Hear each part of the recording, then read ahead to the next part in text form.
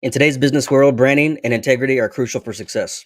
The recent buzz around Old Dirty Bastard's upcoming documentary, the Microsoft Windows PC outage connected to CrowdStrike, and Wiz's rejection of a $23 billion deal from Google highlight different aspects of branding and the impact of keeping promises. As businesses navigate these elements, understanding their significance can lead to more robust and trustworthy operations. Welcome to Behind the Business on the Boise Beat. I'm your host, Gordie Tamayo, and today we're diving into the power of branding and the importance of keeping your word in the business world.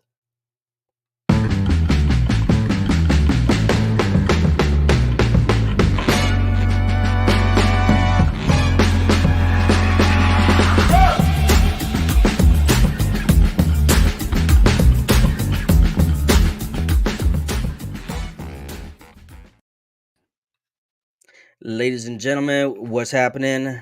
You've joined Behind the Business on the Boise Beat. I'm your host, Gordie Tamayo, and I got my co-host here, my boy, Dale King. What's happening, Dale? Hey, just looking forward to talking about branding today. Yeah, absolutely. And kind of maybe a curveball in such a way. If you're catching the headline and you're seeing this, you're probably wondering, what the heck we're talking about here. But we're going to make a lot of sense as we get moving down the pipe here and talking about branding. And right off the jump here, I want to first start talking about ODB, otherwise known as Old Dirty Bastard. He's one of the rappers, one of the artists with the infamous Wu-Tang Clan. And one of the things that recently got released is that there's going to be a documentary that's already in production, due to be released this fall. And you got a major outlet that's picked up on it, and they're going to be distributing it. And I got to thinking, wow, the power of a man who's now dead, because he died back in 2004 from a drug overdose. But 20 years later, the impact that he's had on hip hop and the brand that he built, which there's some irony behind it. And we'll get into that in just a second.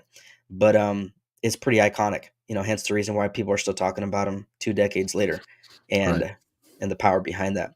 So, Dale, I want to first open the can of worms in this space right here. I mean, first of all, I don't think you listen to a whole lot of ODB, right?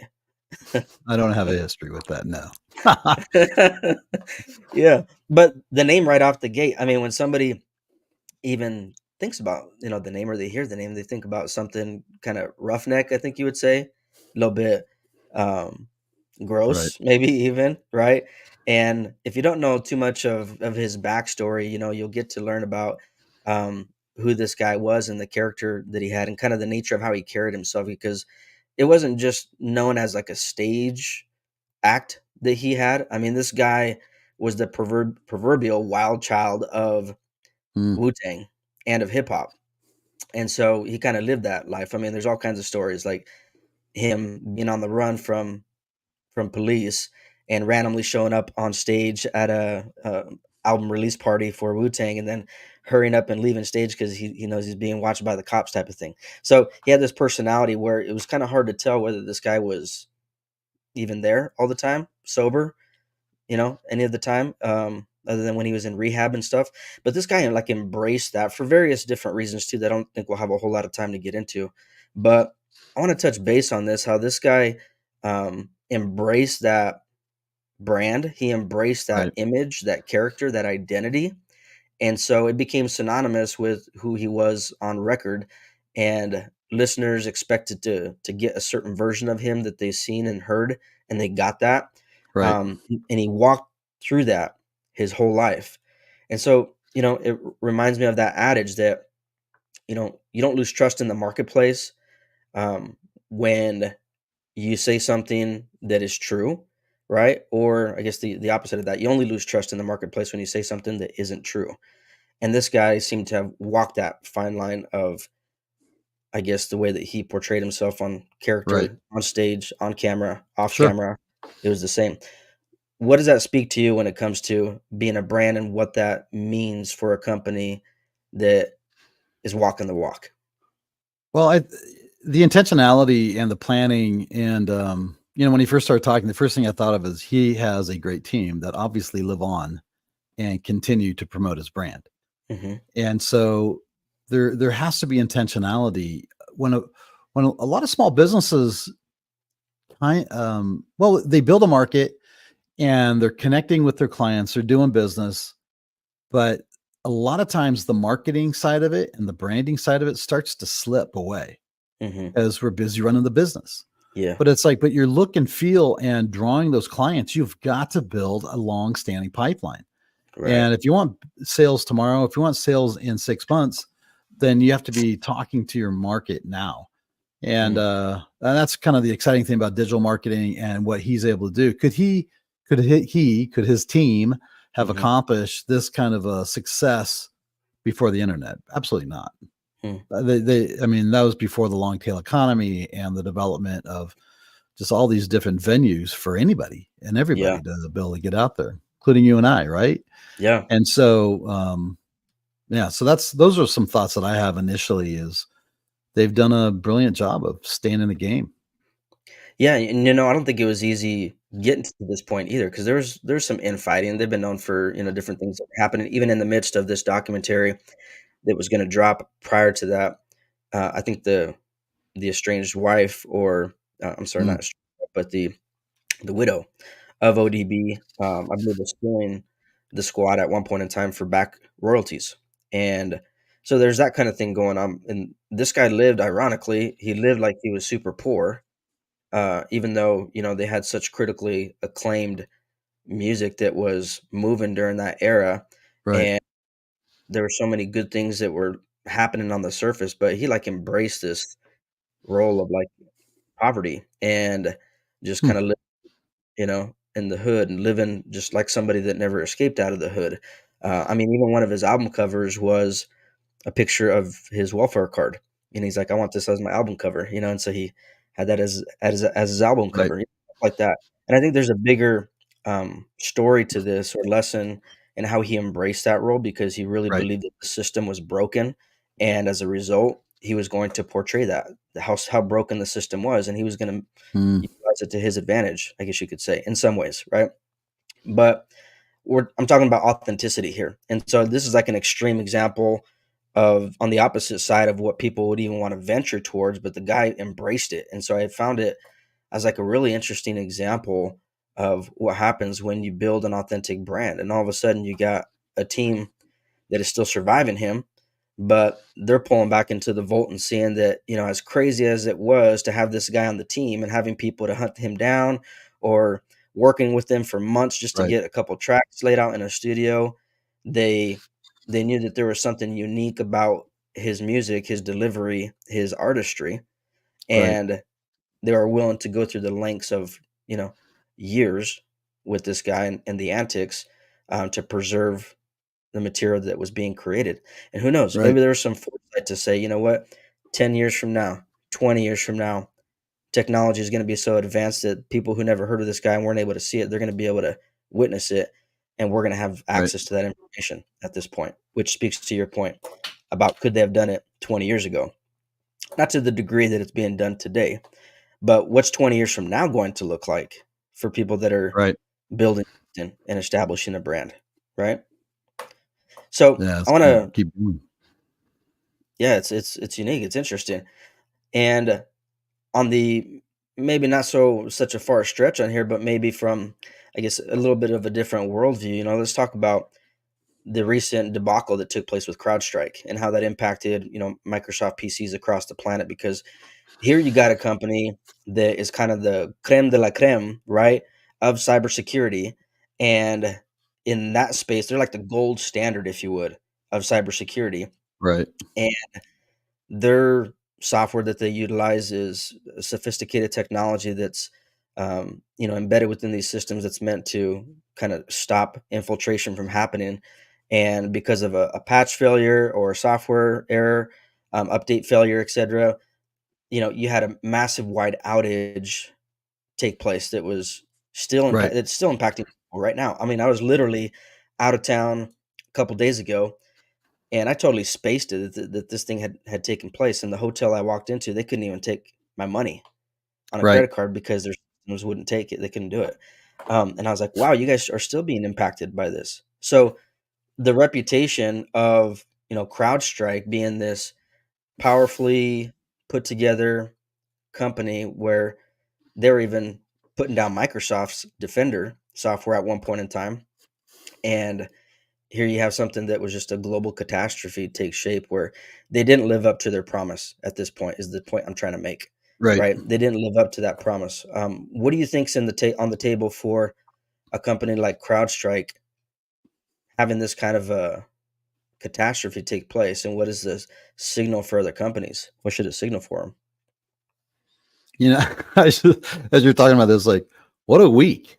What a couple. I mean, we have an Yeah, assassination attempt on a past right. president. We've got Mhm. a presidential likely to step down. Um, and then we have this worldwide hit, software hit. It's like, what's happening out there? I mean, are things coming Yeah. unraveled? Um, but I think I think about CrowdStrike and a company like that. What the heck is going on with their rollout? And Mhm. the big question for me on the table with uh, with that event or events with CrowdStrike is the fact that I mean I have friends in cybersecurity. I've paid enough attention to it to understand all the safety measures and the level of safety measures. And how in the world did they do a worldwide rollout of a patch? Mhm. Who does Yeah. that? And tell me that's not a standard gold practice with Mhm. other patches for other softwares. Um, wouldn't they be Mhm. doing it on a regional or a local basis to test it, Mhm. outside of the laboratory? Yeah. And the idea that they rolled it out all at one time to the entire globe without that kind of testing, that doesn't that that doesn't make sense. Or there's just an incompetence, or there's an overconfidence, which Mhm. is stated in Mm. their branding. That's a good question. Oh, that's a great call out. Yeah. Yeah. An overconfidence potentially, right, in what they're able to deliver on. Um, and what does that mean? I mean, I think when there is a level of overconfidence, like you miss the potential gaps Right. that exist that would have kept you from tripping up to begin with, right? It's like don't deliver the world when you can't even open the door initially. And while these guys had definitely the door open, that's a pretty big like promise to make that you're going to Right. shoot down a global company like Microsoft and what they do and bolster that you can surpass that. It's like, man, you better be able to deliver on that. And which I think there's huge lessons in that. It doesn't matter what size of business you are. It's like, what is it that you're promising to deliver with your product, with your service, Right. and can you really own up to that, or are you just throwing a pitch, just trying to, you know, do a hit and run type of thing? Which Right. the connection back to like ODB, old dirty bastard. What you saw is what you got. And it's like, people expected, oh, this dude might show up to the studio 4 hours late. So when he shows up, they better be there to capture it because they might only have 15 minutes and they might not get that opportunity ever again. Right. They knew what they were getting into. And then again, the opposite of that, you got a company like CrowdStrike who's saying like flawless, right? The image on the outside is like the wrapper's really shiny and it's given this pristine Right. perception that everything's packaged securely, your info safe, nobody's going to be able to hack you, etc. And all of a sudden that shows that there was a major flaw, not just in the ability for that software to maintain operation, Mm. but now you're seeing that even in the aftermath there's different layers of it, right? So IT cannot even get into other pieces of it because they're being blocked out from even getting there because it Right. doesn't even connect to the web before it boots up. So it's like there's a lot of pieces that weren't thought through about what could potentially happen with something like this. And I think you made a huge call out when you say that why wasn't there a regional plan in place, a regional rollout to ensure that, hey, if this gets hit, they're able to get in and interject before it, hits the next stage. Before it Um, starts taking out airports, hospitals. right. I mean, what's going on here? Yeah, exactly. I mean, yeah, because hospitals were impacted too by it. It's like, well, everything was impacted too. Hospitality Right. industry, like I mentioned, who knows what else? It's like the world's wired via Microsoft Right. and their platform. So that's huge. But I want to segue into another connected, story that's related to this in some way, and that's with the Israeli cybersecurity firm known as Wiz and them rejecting a crazy number, right? $23 billion offer from Alphabet, the parent company of Google, Right. in an acquisition attempt, and they shot that down.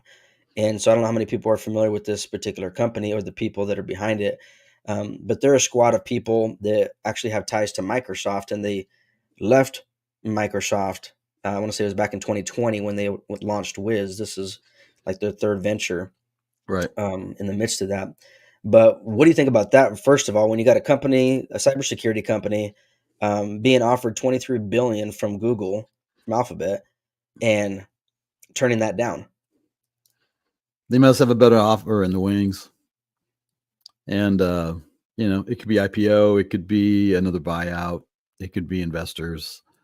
They may be on they may have several versions to go Mm, that the real dollars are going to come in on. So, timing's everything when you're doing when you're going to go IPO or sell or whatnot. So apparently it wasn't enough. Yeah, well, one of the things I want to call out, and obviously you can only trust so much these days in what you hear existing out there and floating around, right? But one of the things that was floating around was their concerns for their investors and for antitrust suits that could potentially happen as a result of this acquisition. And so, on one hand, you're seeing, Mm, oh, here's a company that's looking out for their investors and what it's going to mean for them, as well as what this means for the landscape as a whole and consumers on the end of that if they were to absorb right, this. But who knows? Yeah, it could be. Maybe they're looking out for a bigger dollar amount. I think that that's definitely in the talks there because they had mentioned that they weren't looking to go public until they had reached $1 billion in sales, which with this news taking place and the deal with CrowdStrike, um, that could happen really quick. Is right, kind of how I look at it. And then right, all of a sudden, you got guys that had came out from Microsoft to launch this thing. I would just think hypothetically, the first place they're probably in talks with already is their former, right, collaborator in Microsoft. What do you think? right, right. Well, yeah, it's a natural pivot. I mean, I bet the phones are ringing off the hook. I mean, those give me a lot of different conversations all over the world. And I think about that $1 billion in revenue, that Mm, sounds like a lot to me, but in the context of their world, and in the world that we're talking about with the softwares and global softwares, mhm, um, $1 billion in sales represents a certain development level of that mhm. software, certain functions and features and whatnot. And you could see a multiplier on that 23 billion that, just isn't here yet Yeah, because of the functionality. So I think there's that. I think that's pretty critical. They could be working on other deals, that, with other governments or anything, there could be all sorts of things going on in the background in business, mm, to say that's just like, we aren't quite ready to sell because, but I could see them pivoting and I mean, who wouldn't make a call to Microsoft after what just happened, at least to take their pulse. yeah, exactly. Well, and connecting it back to the branding talk and the branding component, the power of that. Again, you got guys here. This is the same squad, from what I understand. They're the same team that had launched these other previous companies and successfully done so as Right. well. And had done tremendous work over at Microsoft, and hence why the attention was on them from Alphabet to acquire this company as well. So, from a branding perspective, like they've built a good name, right? Which is really what branding's about. It's about building a good name. And so, I want to leave you with that. If you're listening to this, we're talking about business, we're talking about branding, we're talking about the power of branding and the effectiveness of it. And in these examples that were given with ODB, with CrowdStrike, and with Wiz, and the acquisition potentially or the offer from Google to acquire them. And so, final lesson that I'll leave you with or question is that if you've questioned the effectiveness of branding, ponder these examples here and what it means and the detriment it could cause somebody for not fulfilling on that promise. So if you want to build a good name, if you want to build a good brand, keep your promises and don't make a promise that you can't keep. We'll leave it at that. That's good, Gordy. Yeah, thank you, brother. And with that being said, everybody tuning in, you've just tuned in to Behind the Business on the Boise Beat. Gordie Tamayo signing off. Until next time. Mike.